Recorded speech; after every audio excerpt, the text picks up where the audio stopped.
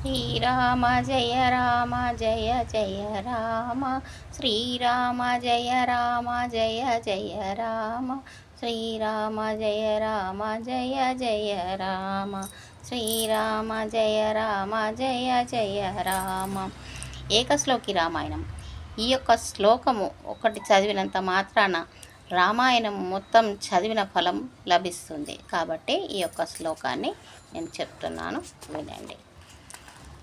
అదౌ Rama తపోవనాదిగమనం హత్వా మృగాం కాంచనం Vaidehi హరణం జటాయుమరణం Sugriva సంభాషణం Vali